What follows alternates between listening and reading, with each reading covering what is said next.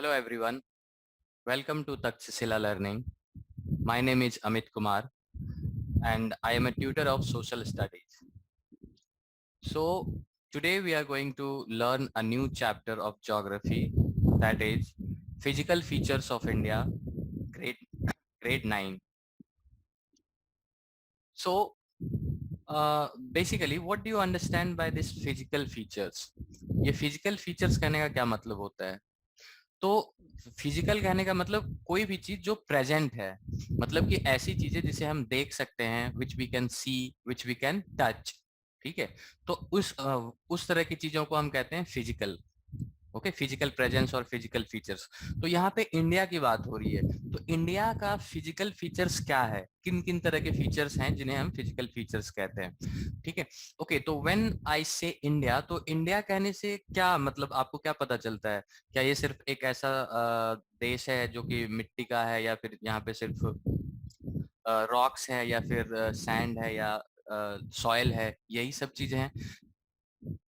लेकिन ऐसा नहीं है। अगर हम देखते हैं इंडिया को, तो यहाँ पे अलग अलग तरह के फीचर्स हमें देखने को मिलते हैं। फॉर एग्जाम्पल, अगर आप यहाँ पे इंडिया के नॉर्दर्न साइड में देखोगे, तो यू विल फाइंड कि यहाँ पे ये हिमालयन रीजन्स है। क्या है ये? एक हिमालयन माउंटेन है, यहाँ पे माउंटेन्स हैं। ओके, फिर आप इसके नीचे आते हो तो यहाँ पे आपको ये वाला पोर्शन आपको देखते ये मिलता है। क्या है ये? नॉर्दर्न प्लेन है। ठीक है, ये प्लेन रीजन्स है। ठीक है, फिर नीचे आते हैं तो ये है आपका पूरा का पूरा पेनिनसुलर प्लेटू। ठीक है, now why it is called peninsular? Peninsular ऐसे रीजन को कहते हैं जो कि which is surrounded by water on all three sides.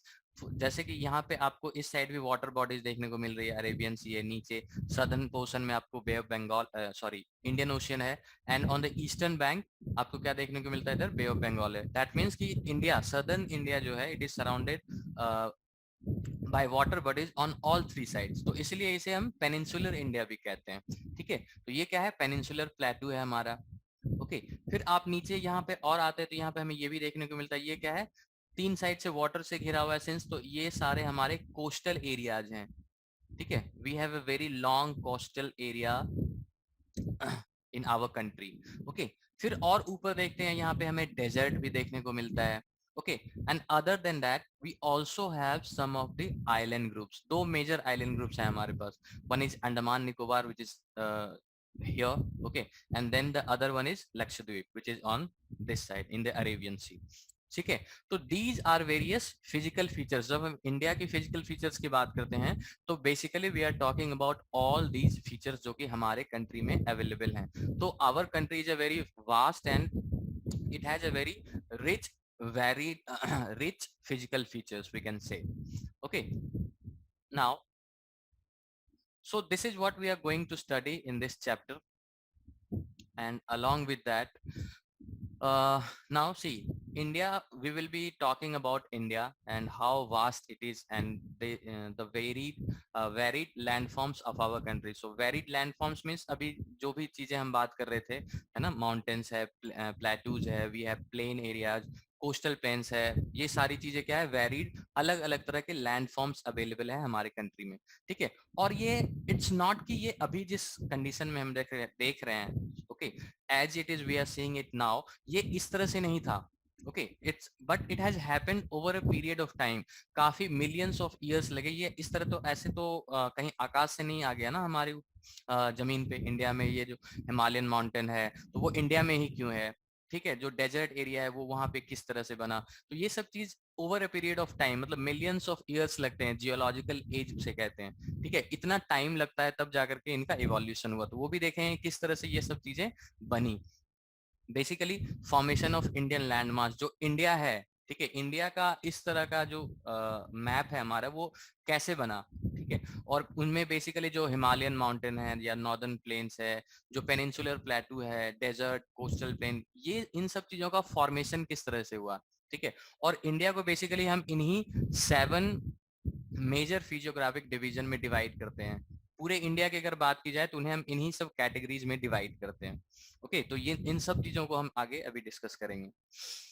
All right, moving ahead. So India has all major physical features of earth that is mountains, mountains भी है हमारे पास, planes है, डेजर्ट है, प्लेटू, आइलैंड, इन सब तरह की अलग अलग फीचर्स हैं हमारे पास, ठीक है। And there is one more thing to notice, आप अगर इंडिया में अलग अलग प्लेसेस पे जाओगे तो इट्स नॉट कि वहां की जो मिट्टी है, okay, the soil, the type of soil और the kind of rocks that is available in different parts of the country, और वो हर जगह क्या है ना, इट्स डिफरेंट, अलग अलग जगह पे you will find that the colour of the soil is different, कुछ अलग तरह के रॉक्स, कहीं पे आपको इग्नियस रॉक्स मिलेंगे, कहीं आपको सेडिमेंट्री रॉक्स मिलेंगे, ठीक है, अलग अलग टाइप के रॉक्स। तो ऐसा क्यों होता है, व्हाई इट इज सो?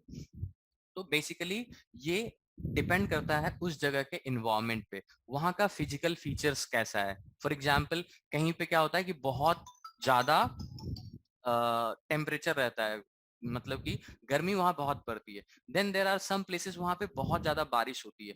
तो जहां पे गर्मी हो रही है और जहां पे बारिश हो रही है बहुत ज्यादा, ठीक है, तो obviously there has to be some physical differences ना, वहां के जो लैंडफॉर्म्स होंगे it will be completely different from one another. और कुछ ऐसे एरियाज है जहाँ पे काफी लो टेम्परेचर रहता है, almost it is snowy region, मतलब स्नोई टाइप का ये रहता है, वेदर रहता है ऑलमोस्ट ऑल द ईयर। कुछ ऐसे एरियाज है जहाँ पे कंटिन्यूअसली बारिश भी होती है और एट द सेम टाइम उतना ही ज्यादा हीट भी रहता है, ठीक है। तो ये इन सब फैक्टर्स पे डिपेंड करता है कि वहां का सॉइल टाइप कैसा है या फिर रॉक का कॉम्पोजिशन किस टाइप का है। ऑलराइट, तो अब नेक्स्ट हमारा इसमें जो आता है पॉइंट, वो है कि अब जो हम ये अलग अलग तरह के फिजियोग्राफिक डिविजन्स हमने देखा अभी, there are different physical features, mountains है, प्लेन्स है, प्लेटूज है, तो ये सब चीजें बनी कैसे, ठीक है, how all these things have been, they have come into existence, okay.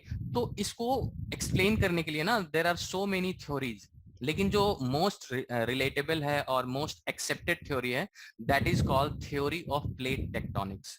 So the next topic of our talk is the theory of plate tectonics. तो ये होता क्या है?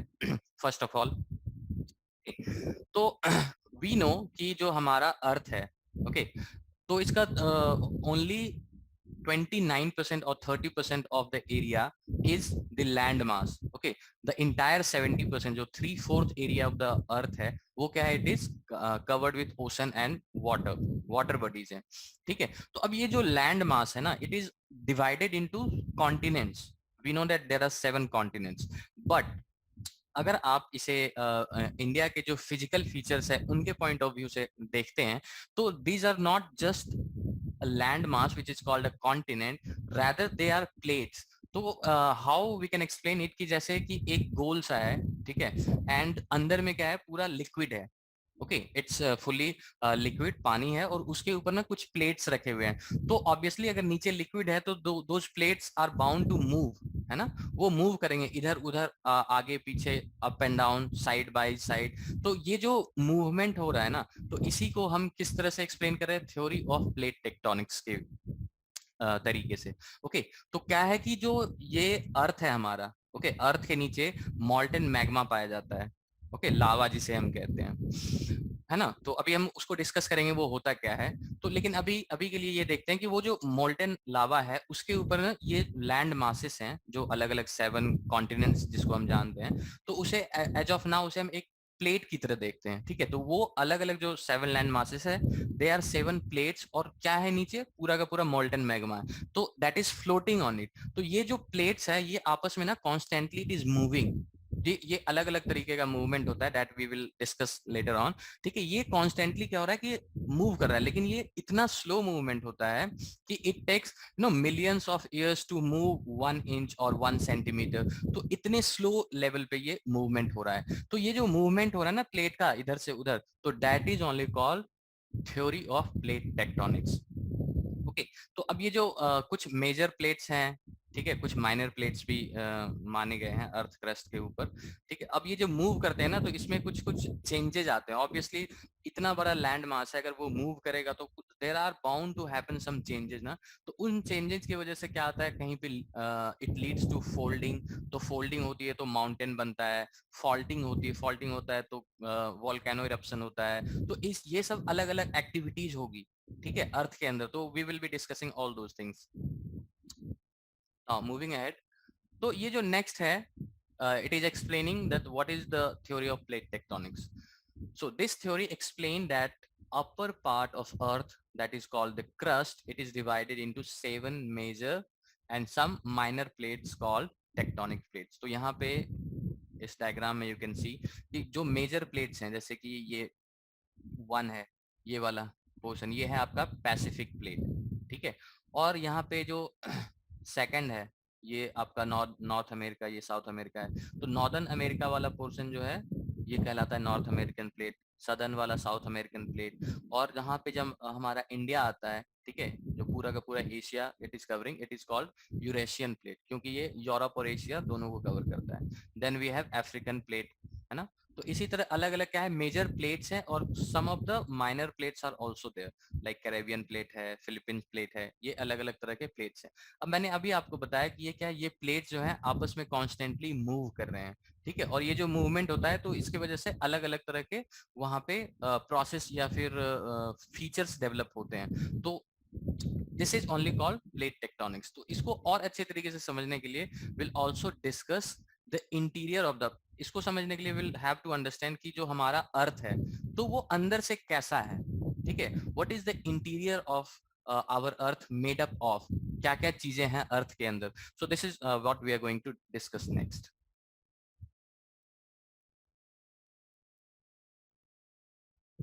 Okay, so this is our earth as you can see here now.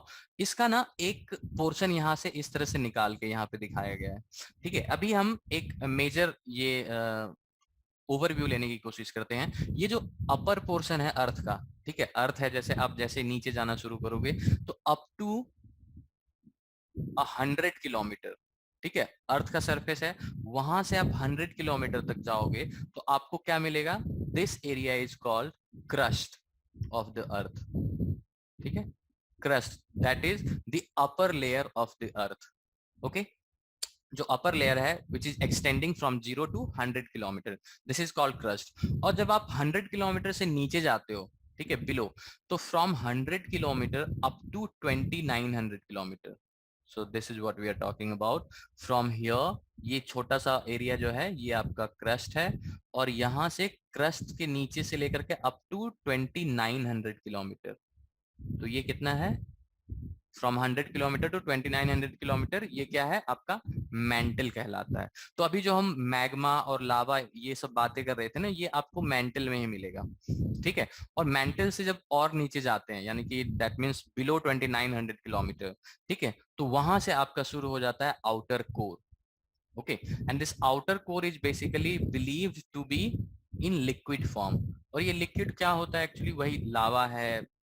जो कहीं volcano आप देखते हो तो जो इरप्ट होता है वॉल्केनो, उससे क्या बिल्कुल आग की तरह निकलता है ना, लिक्विड फॉर्म में जो है फायर निकलती है, तो वही होता है लावा, ठीक है। और जब वो बाहर निकल जाता है तो लावा कहलाती है। और जब वो जमीन के अंदर है, that means inside the mental, ठीक है, तो वहां पे उसे हम क्या कहते हैं, मैग्मा कहते हैं, ओके। तो ये यहाँ पे लिक्विड फॉर्म में होता है आउटर कोर। और ये 2900 किलोमीटर से अप टू 5100 किलोमीटर तक है आउटर कोर, ठीक है। एंड आउटर कोर के बाद और नीचे जाओगे तो बिल्कुल आप सेंटर में पहुंच जाओगे अर्थ के, और ये कहलाता है आपका इनर कोर। तो कोर जो है वो टू पार्ट्स में डिवाइड है। सबसे ऊपर वाला पोर्शन 0 to 100 किलोमीटर क्या कहलाता है, वो कहलाता है आपका क्रस्ट, जो कि अपर लेयर ऑफ द अर्थ है। उसके नीचे क्रस्ट के नीचे क्या आता है, मेंटल आता है, which is extending up to 2900 kilometre. तो 2900 किलोमीटर तक क्या हो गया, मेंटल हो गया, जिसमें कि लावा, मैग्मा, ये सब चीजें हैं। मेंटल से नीचे आप जाते हैं तो कोर आता है, but it is divided into two portion. एक तो है आउटर कोर है, ठीक है, जो कि 5100 किलोमीटर तक है, ओके। और आउटर कोर से जब आप नीचे जाते हो, दैट मींस बिलो 5100 किलोमीटर, तो up to 6371 kilometre, around 6371 kilometre तक, ये क्या है आपका इनर कोर। और inner core is believe to be solid, ठीक है। इनर कोर को क्या बोला गया है कि ये सॉलिड है, ऑलराइट। तो that means what we can say that कि अर्थ का जो सरफेस से लेकर के सेंटर तक का डिस्टेंस है, it is from 0 to 6371 kilometre. और ये डिवाइडेड कितने पोर्शन में, 3 पोर्शन में, ठीक है। 0 to 100 kilometre crust, upper layer of the earth, है ना। 100 to 2900 kilometre mantle, okay, lower level. Then core, core is divided into two parts, outer core up to 5100 kilometer, inner core up to 6371 kilometer. So this is the internal structure of our earth. Okay, now अब the thing is, ये जो mantle है जहाँ पे मैंने क्या बोला कि ये लिक्विड है, इसके ऊपर ना वो लावा है, मैग्मा है। तो अब ये लावा और मैग्मा है, तो इसी के ऊपर जो है ना ये सारे प्लेट्स हैं। अभी जो हम 7 प्लेट्स देख रहे थे ना, Eurasian plate, African plate, north American plate, south American plate, तो ये सारे प्लेट्स जो हैं ये किसके ऊपर हैं? ये मेंटल के ऊपर हैं। नाउ वन मोर थिंग, ये जो आपका क्रस्ट है, ठीक है, पूरे क्रस्ट को हम लिथोस्फेयर भी कहते हैं। लिथोस्फेयर, लिथोस मतलब होता है रॉक, ठीक है। तो ऑब्वियसली जो हमारा क्रस्ट है वो क्या है? सॉइल है, उसमें रॉक्स हैं, कहीं पे माउंटेन है। तो ये 100 माउंटेन वाले एरिया में जो है ना क्रस्ट काफी ऊंचा हो जाता है, तो वहां पे 100 किलोमीटर तक पहुंचता है, ठीक है। ओशियनिक रीजन में जब आप ओशन के नीचे जाते हो तो वहां पे भी तो सरफेस होता है ना, ओशन बेड होता है, तो वहां से नीचे वहां पे जो क्रस्ट हो वो थोड़ा सा ये रहता है, पतला रहता है। Okay, that is around 8 to 10 kilometres, ठीक है। और नॉर्मल जो प्लेन एरियाज है वहां पे it is around 29 to 30 kilometre. तो ये क्रस्ट के अलग अलग जगह पे ये इस तरह से डिवाइडेड है, ठीक है। और पूरे क्रस्ट को हम लिथोस्फेयर भी कहते हैं। और जो मेंटल वाला पोर्शन है ना, तो जो उसके ऊपर लिक्विड है, लावा और मैग्मा, तो उसे हम कहते हैं एस्थेनोस्फेयर। एस्थेनोस्फेयर। तो वी कैन से कि ये जो लिथोस्फेयर है, दैट मींस आवर क्रस्ट, जो हमारे अर्थ का क्रस्ट है, लिथोस्फेरिक क्रस्ट, ये किसके ऊपर फ्लोट कर रहा है? तो मेंटल के ऊपर जो लिक्विड है जिसे हम एस्थेनोस्फेयर कहते हैं, उसके ऊपर ये फ्लोट कर रहा है, ठीक है। अब ये जो मेंटल है या फिर जो हमारा कोर है, यहाँ पे इतना ज्यादा हीट है, क्यों? क्योंकि पूरा का पूरा मॉल्टेन लावा है, मैग्मा है, तो ऑब्वियसली उससे क्या होता है कि बहुत ज्यादा हीट है, एक्सेस प्रेशर है। ओके, तो अब कहीं पे प्रेशर है किसी चीज में, तो वो क्या होता है, प्रेशर वो बाहर रिलीज करना चाहता है। तो उसके अंदर इतनी जो हीट है, इतना टेम्परेचर है, इतना हाई प्रेशर है, तो वो सारे प्रेशर और टेम्परेचर को ये जो है ना कोर अपने से बाहर की ओर निकालना चाहती है। लेकिन जब बाहर कैसे निकलेगी? उसके ऊपर तो ये सारे प्लेट्स हैं, ठीक है, जो लिथोस्फेरिक प्लेट्स हैं या जो क्रस्ट है वो है। तो वो क्या करता है, कॉन्स्टेंटली ऐसे हिट करता रहता है, ठीक है। अब वो कैसे हिट करता है ये समझते हैं।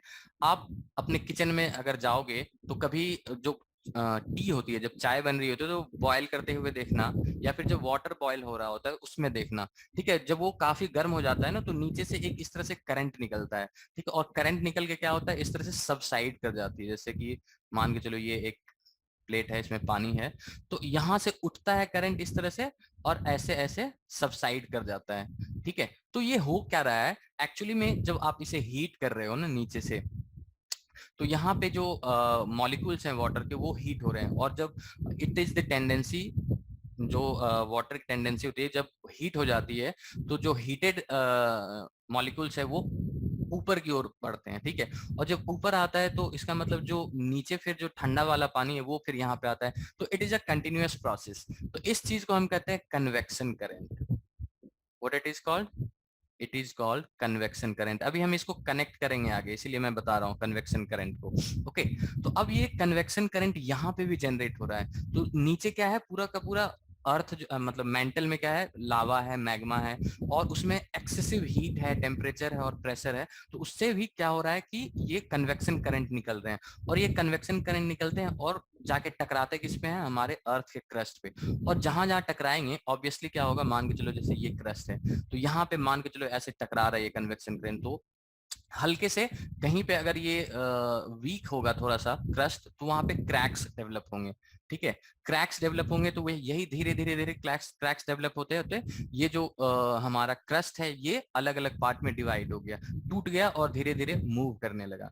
समझ में आया? तो यही है हमारा थ्योरी ऑफ प्लेट टेक्टोनिक्स। तो एक तो जो प्लेट्स हैं वो किस तरह से अब मूव कर रही है, ये चीज क्लियर हो गया कि जो अर्थ के कोर है या मेंटल में जो कन्वेक्शन करंट निकल रही है, तो उसके वजह से जहां पे वीकर क्रस्ट होता है वहां पे क्रैक्स डेवलप हो जाते हैं। तो that is how it starts moving away from each other.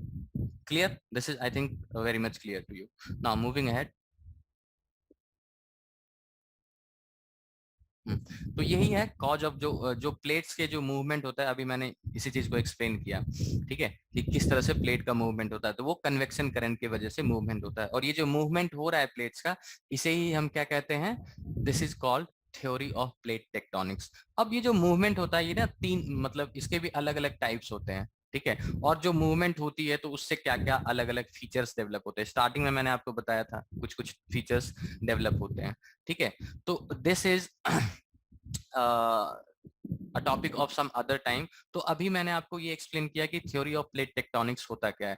अब ये जो प्लेट्स मूव करते हैं ना, तो इसके वजह से अलग अलग फीचर्स, कहीं पे क्या होगा कि अर्थक्वेक डेवलप होगा, कहीं पे फोल्डिंग होगी जो कि माउंटेन क्रिएट कर देगा, कहीं पे फॉल्टिंग होगा तो उससे क्या होगा कि वहां पे ओशन क्रिएट हो जाएंगे, कहीं पे वॉल्केनो इरप्ट होगा, अर्थक्वेक आएंगे। तो ये अलग अलग फीचर्स डेवलप होते हैं due to this plate tectonic theory. So this is something we will discuss later on. Okay, so that will be all from my side. Thank you very much.